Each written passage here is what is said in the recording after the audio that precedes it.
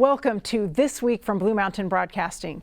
I'm so glad that you've tuned into the show today. I'm your host, Lynelle Ellis, and we have a really interesting guest on the program today. I'm going to be talking with Dan Clark, who is the Regional Director for Operation Christmas Child, and that's the shoebox ministry that I think a lot of you are familiar with. So be sure to stay tuned for that interview.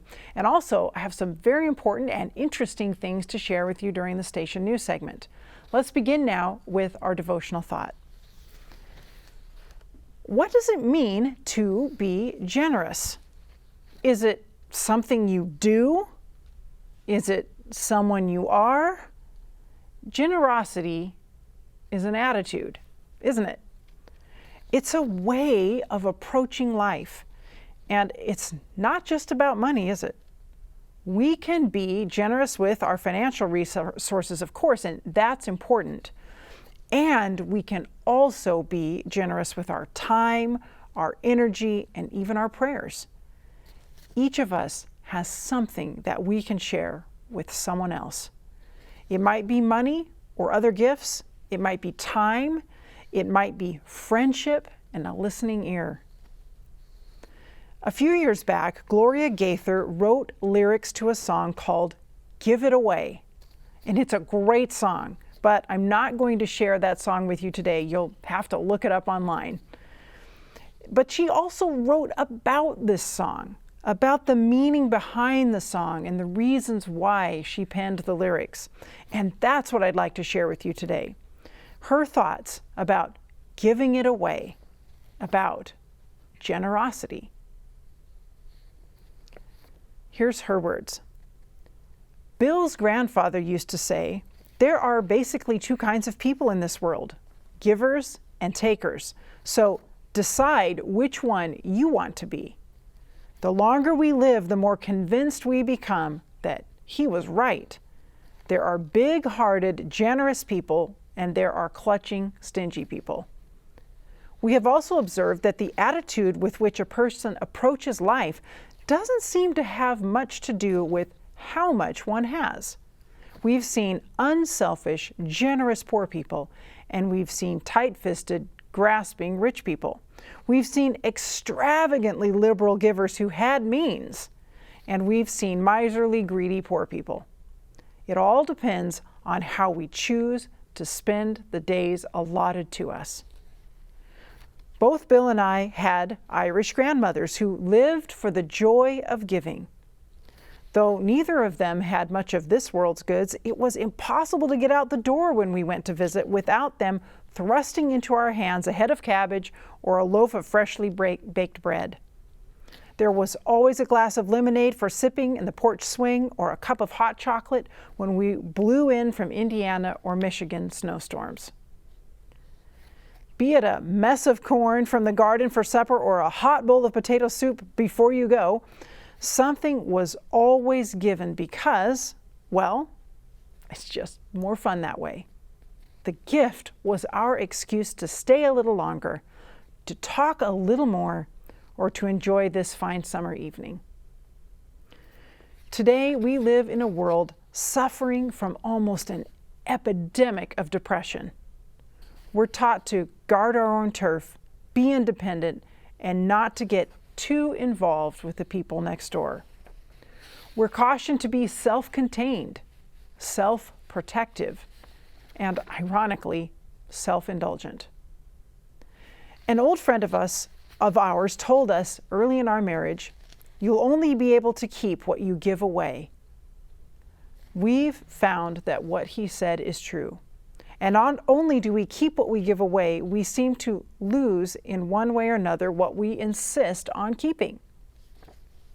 But I'm convinced that one of the most important principles Jesus taught was, unless a grain of wheat is buried in the ground, dead to the world, it is never any more than a grain of wheat.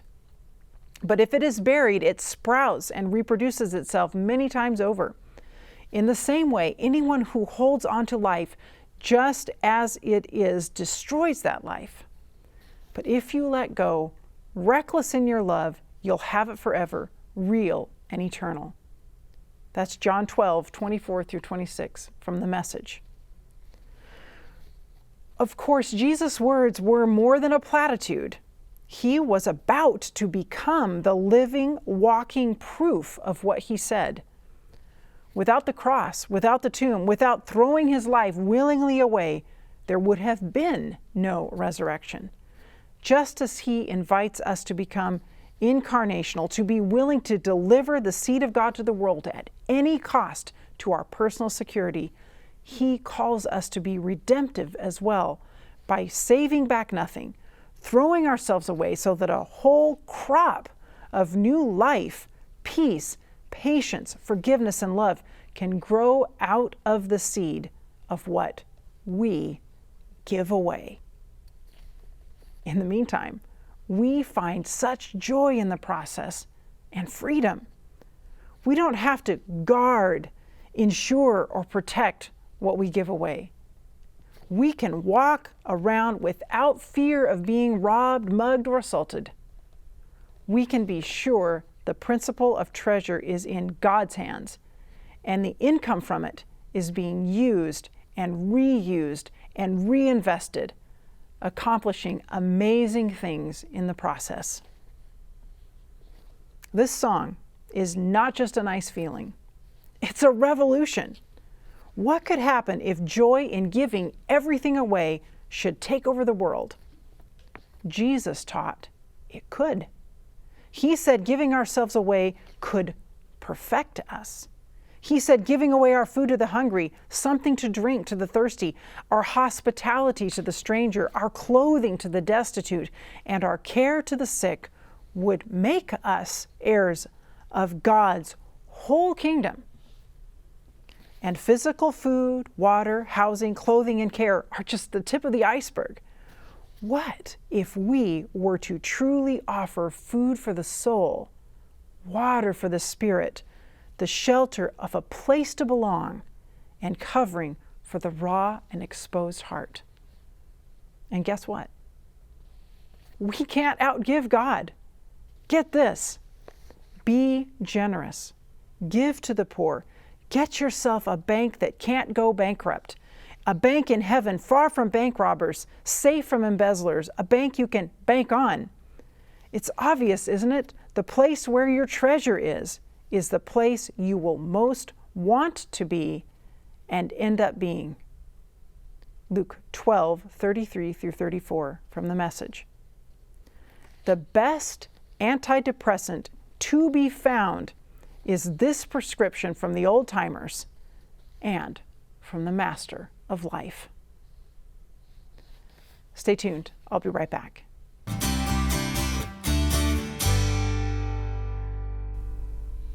Welcome back. Joining me now is Dan Clark, Area Coordinator for Operation Christmas Child. Dan, it's so good to have you on the show today. Thank you very much. It's my pleasure to be here. We need to talk about the impact that these shoe boxes have, and I think probably a number of our viewers are familiar, maybe some aren't, but with the shoe box filled with toys, what's the impact that these are having for children around the world? The impact these are having around the world, last year, up till last year, from about 1993 till now, we've reached 188 million children with the gospel of Jesus Christ. That's the impact that we're having. So how does it work? Because I see you have one set up here for us. How does this work? People pack these individually themselves? Well, there's more than one way a shoebox can get to a child, but that is the traditional way in which shoeboxes are presented to children. A person goes to the store, buys a pair of shoes, they have a box, and then in the box you place all sorts of items. They're school items, there are hygiene items, and then there are toys generally for the child. And in most cases, these children have never received a gift in their life. This will be the first gift that they've actually received that is not a necessity just to live. Amazing. So they are distributed then all over the world in various places? Yes. Since 1993, our boxes have gone to more than 100 countries and territories throughout the world. Right now we're targeting the Pacific Islands.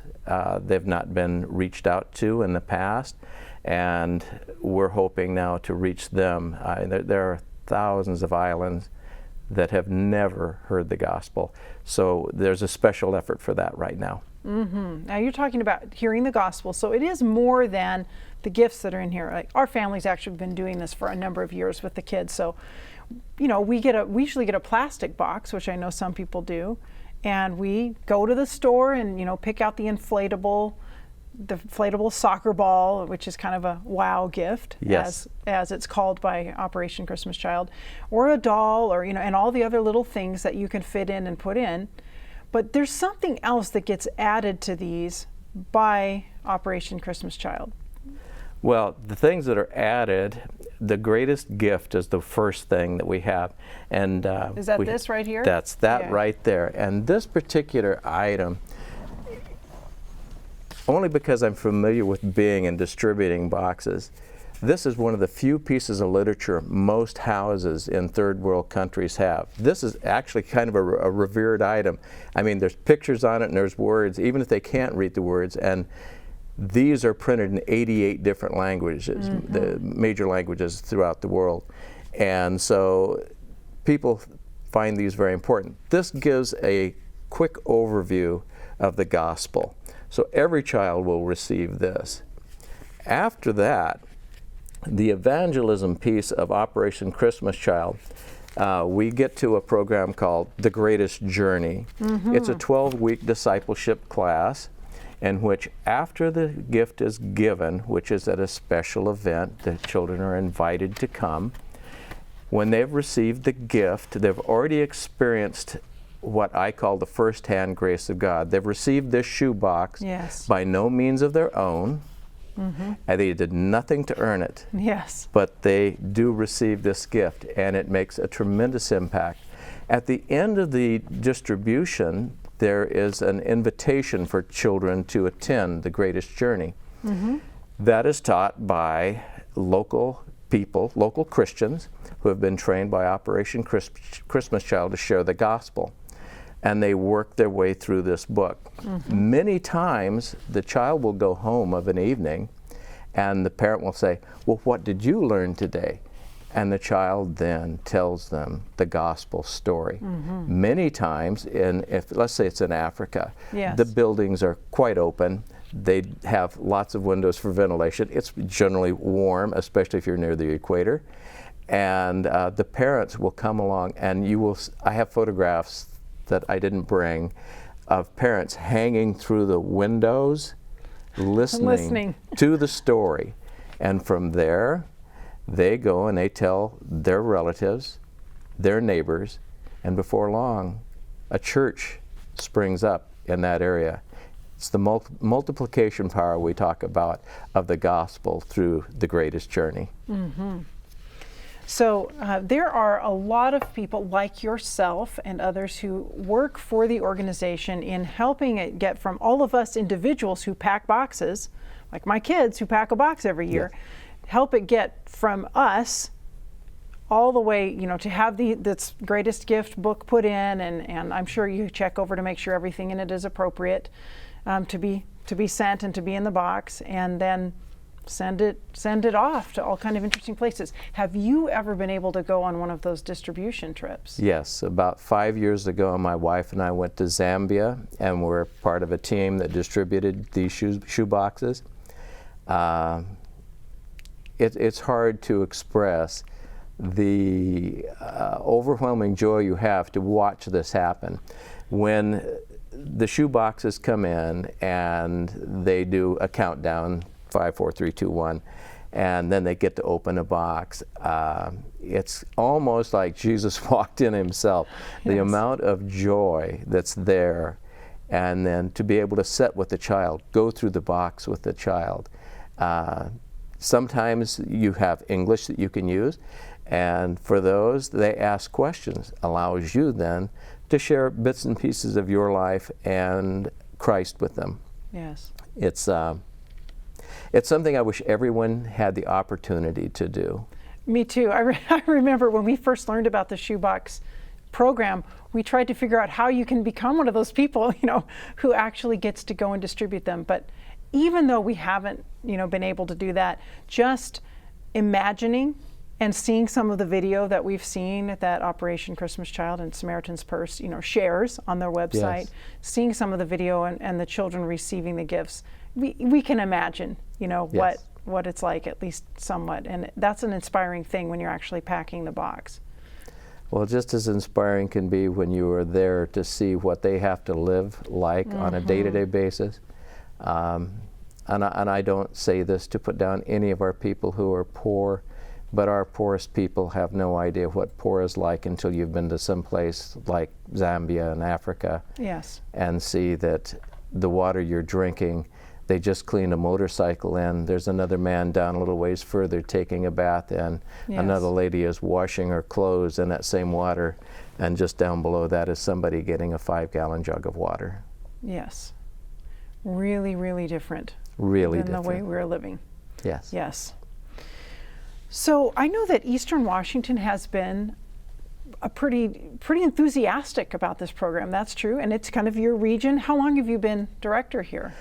Well, I've been the area coordinator. This is my second year. I've been involved with Operation Christmas Child for about 25 years, give or take a year or two. Yes. And this is an enthusiastic area, but by far more enthusiastic than many places on the West Coast. And even though this is considered in the United States an unchurched area, we produce per capita as many or more shoe boxes than most any place else in the United States. Wow. And last year per capita, we were the only place in the United States that actually showed a growth in shoe boxes in one of our areas. We didn't locally. We were about 3% lower than what we had anticipated. And so due to the pandemic, probably? the pandemic had a reasonable effect.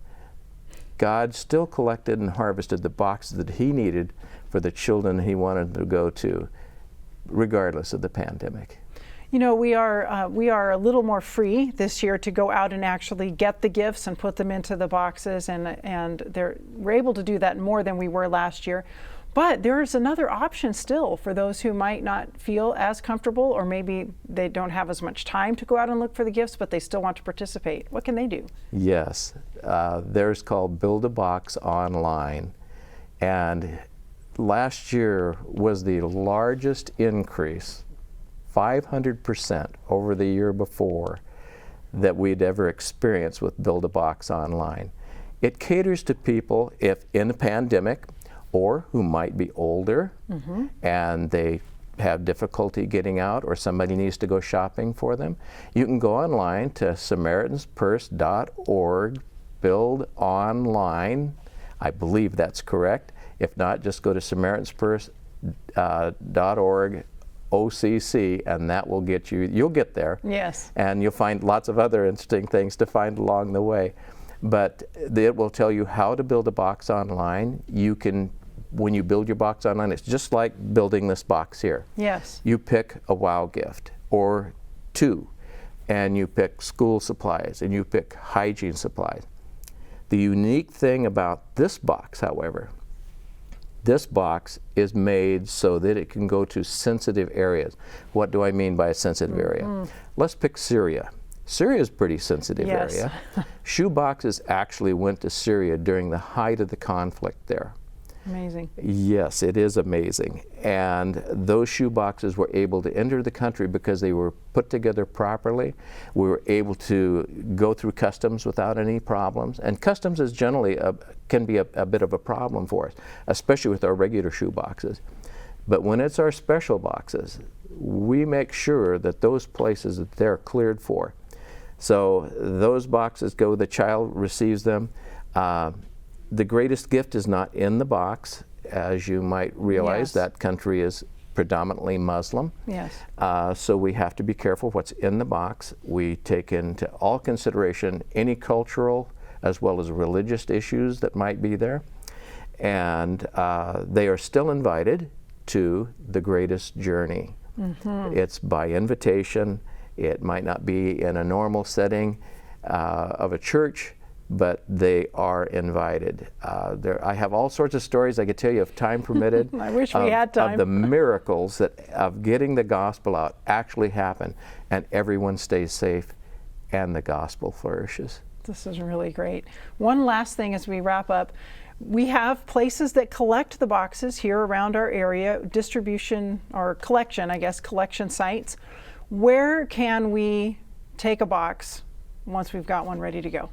Okay, online there's a spot. If you just do a search, let's say, Operation Christmas Child drop-off, that will get you to where you need to go. Okay. And it will give you a list of all of our drop-off locations within, and you can pick the parameters, 100 up to 100 miles of the zip code that you put in. Yes. And your closest one locally here is at Trinity Baptist Church, 595 Abbott Road, Walla Walla, Washington. I've dropped some off there before, and I know the church that I belong to collects them, but then I think takes them there. Yes. So yeah, so a number of churches in the area might also be collecting and then taking over to Trinity. That's exactly how it works. When they leave from Trinity, they go to Richland, and that's the central drop-off. Then from the central drop-off, they go to a regional center, and at the regional center you had mentioned checking if the boxes were safe to go. Yes. It's more than that. It's if there's a box that's partially filled, it's missing something, let's say like school supplies. Yes. We collect materials, send those on, and those materials are placed in the boxes. Yes. Then from there they're shipped out, and then they go to all around the world to groups of people just like here. They're our mirror image. We can't get the job done without them. We always, I know we're really out of time, but I just want to add this. We always put in a little picture of, our kids put a picture of themselves and a little note to whoever's getting it. Yes. And you don't always hear back, but we have heard back. And I have too. And that's really fun. Yes. Yeah. And as I had mentioned to you, I happened to be there at the time. Somebody tapped me on the shoulder. You've got to get this picture, Dan. You've got to get this picture. And I turned around, and a little boy had the picture of the person who sent the box and was kissing the picture. Oh, it was so precious. Neat. So neat. Well, Dan, I just want to thank you for taking some time to share with us about a very, very important project. Appreciate it. Thank you for having me. And thank you for watching. Stay tuned. I'll be right back with Station News.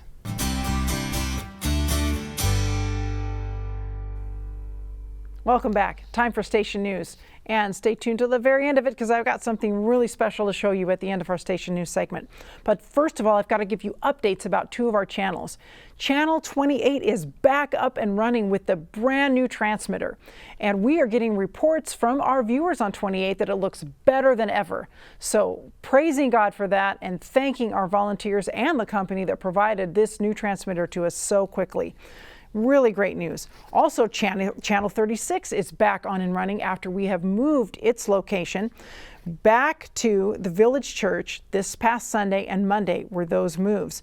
And so we're just delighted to be able to offer you a great signal on 36 again as well. And a huge thank you to Jim Forsyth and to our station personnel and to all the volunteers who came and helped with that Channel 36 move. This is part of us getting ready for our move to the new Wallula Avenue facility. Was one of the steps in that process that we needed to take. So super happy about that. Also, a reminder that we're having our annual constituency meeting for Blue Mountain Broadcasting Association this coming Sunday at 10 a.m. And if you're a constituent, you're representing one of the churches that helps to govern our organization here, we are so grateful to you for saying yes to being a constituent and for coming to that meeting and giving us the very important feedback and input that we will need at the meeting. Also, a little program note. We're going to be airing a special program on November 11. That's Veterans Day. So Veterans Day, November 11 at 10 p.m., we will be airing The Conscientious Objector, a documentary about Desmond Doss. So be sure to mark your calendars for that and tune in. And now for the thing that I want to make sure you don't forget, and that is that our fall fundraiser is coming really soon. I've been talking about it for a long time like it was way out there in the future, but now it's just right on top of us. November 7 through 9, 6 to 10 p.m. And here's our theme, Called to Freedom. It's a great theme. It's the message of the gospel. And our special guest is James Rafferty, who's going to be here to talk about that important topic with us. And his wife, Reese Rafferty, will be here as well to share health nuggets with us, and we are really looking forward to that too. And in addition, we have special music for you from the Advent Heralds. Just lots of great things to look forward to, and a very, very important time for Blue Mountain Television. Our operating budget funds have dwindled to a dangerous level, and so this is an extremely important event for us, the fall fundraiser, when we are going to be asking you to give generously to the mission of Blue Mountain Broadcasting Association, to Blue Mountain Television's operating budget as we continue to serve and as we continue to reach out to our community. And me talking about it just isn't enough, and that's the special thing I wanted you to stay tuned for. We have a little video to share with you, a couple minutes long, that's about our fall fundraiser, so I want to share that with you in just a second. And in fact, we're just going to close out the program with that. So I want to thank you for tuning into the show today, for what you do for Blue Mountain Television, and for watching the program. And now take a look at this video. Blue Mountain Television has been an important light in our valley for over 31 years. We have endeavored to broadcast the most creative and effective programs to win souls for God's kingdom. The results have been tremendous, as countless souls have been touched by the gospel. Many have come to know Jesus Christ as their personal Savior. Your support over the years has made this possible. For that, we say thank you. Your gifts have changed lives. However, Blue Mountain Television is at a crossroads, as rising costs and the fear of the unknown has resulted in a drop-off in donations. These recent financial struggles have caused our operating reserves to be very meager. We don't know how much longer they will last. As we come down to the close of time, this message will be even more important than it has ever been. Blue Mountain Television would like to invite you to join us for an exciting fall share-a-thon, November 7 to 9 from 6 to 10 p.m. Our special guests will be James Rafferty and the Advent Heralds. James has a passion for Daniel, Revelation, and end-time events. He will inspire us, stir a desire to know God better, and take us to the heart of God to show that true freedom is only found in Him. The Advent Heralds are a group of young musicians from Michigan inspired to make uplifting and encouraging music. You will be blessed as they provide good old-fashioned hymns uplifting the name of Jesus. Pass me not, O gentle Savior, hear my humble cry. So please join us November 7 to 9 from 6 to 10 p.m. for our fall share-a-thon. We know you will be blessed.